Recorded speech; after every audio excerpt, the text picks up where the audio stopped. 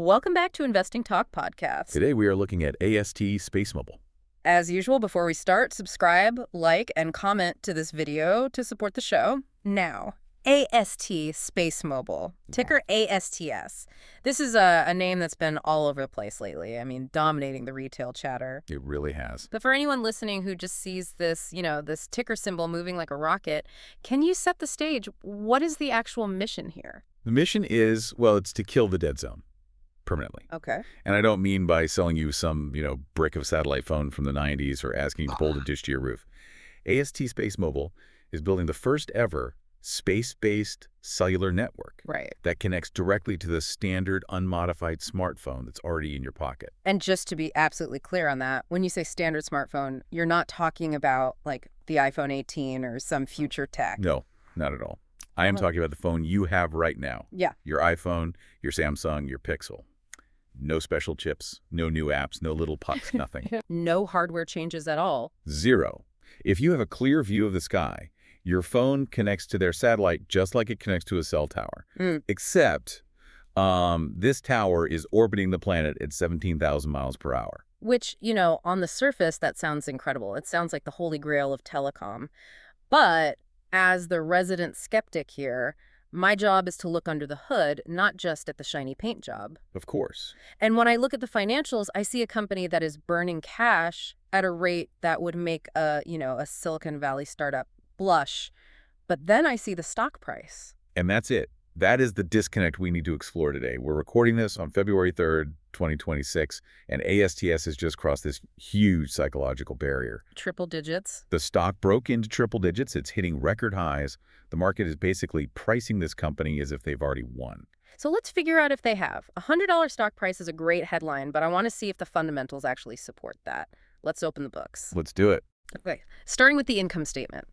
If I'm a traditional value investor, someone who likes boring stuff like profits and dividends, I am deeply uncomfortable right now. I can imagine. We're looking at a net income that is deep in the red. It's hovering around negative $300 million. They are squarely in pre-profit territory. That is undeniably true. They are in the heavy build-out phase. I mean, this is incredibly capital-intensive infrastructure. Heavy build is a very polite way of saying they are just incinerating cash. The R&D is massive, which makes sense. I get it. Space is expensive. But the free cash flow is negative. They're just bleeding money to get these things into orbit. Right. If that keeps up without major revenue, the math it stops working. That is the bear case in a nutshell. But you're looking at a snapshot, not the whole movie. You have to look at the trajectory. Look at the revenue for Q3 2025. It came in at $14.7 million. $14 million. I mean, we're talking about a company with a multi-billion-dollar valuation. $14 million feels like a rounding error. It barely pays for the catering at the launch party. But context is everything here. Look at the year-over-year growth.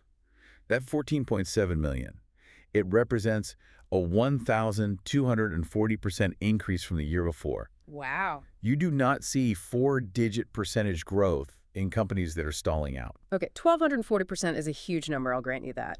But where is that money coming from? They don't have millions of subscribers paying bills yet, so who's writing the check?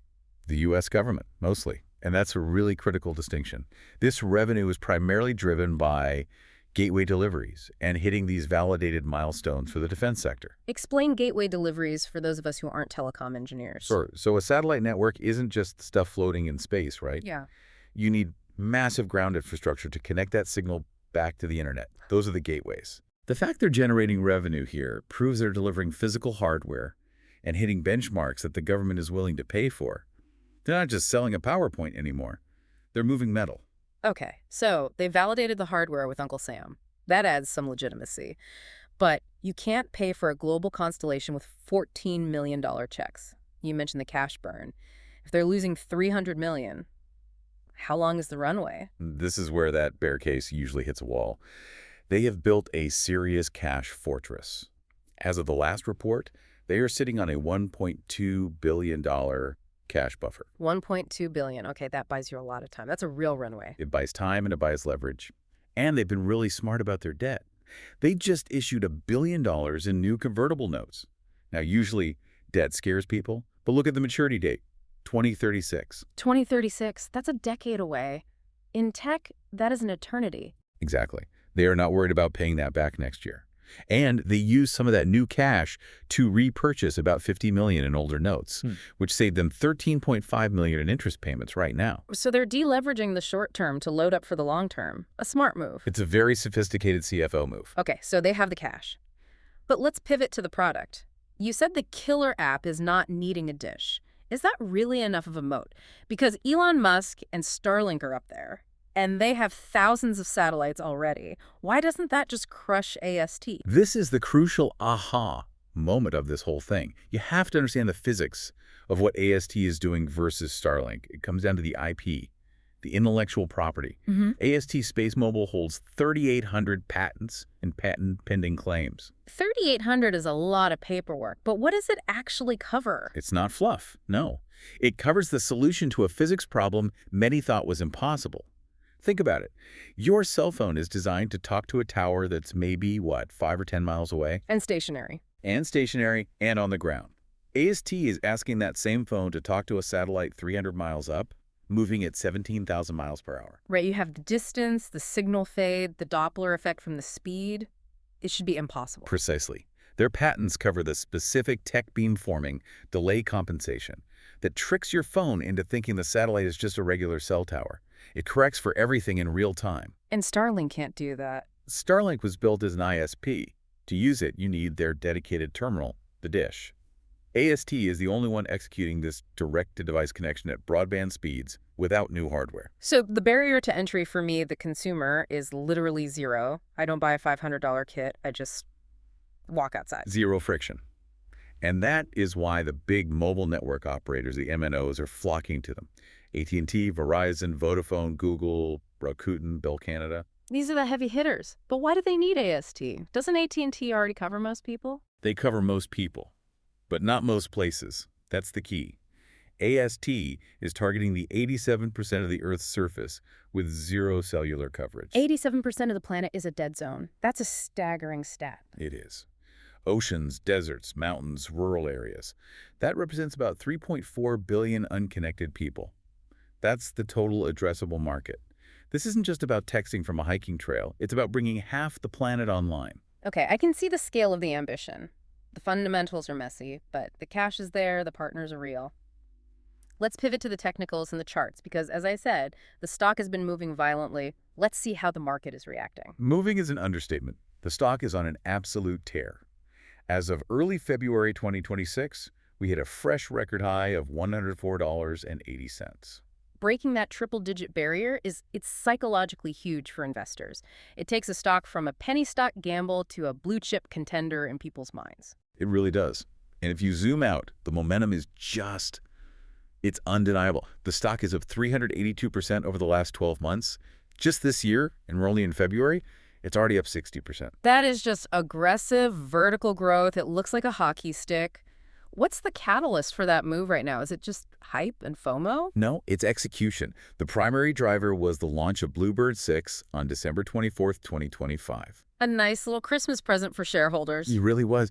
But you have to understand, Bluebird 6 isn't just another satellite. It is a massive technological leap.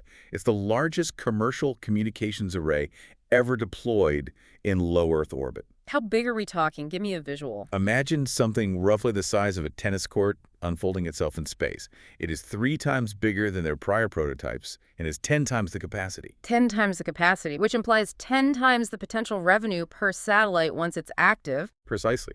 It proves they can scale the tech. They're not just putting up test units anymore. These are the workhorses. This is the hardware that will actually generate the bills. You know, I was looking at the volume data around that launch, and it was fascinating. Massive spikes in late December. It was a top trending stock on Reddit and X. The retail buzz was just off the charts. It has absolutely become a retail darling.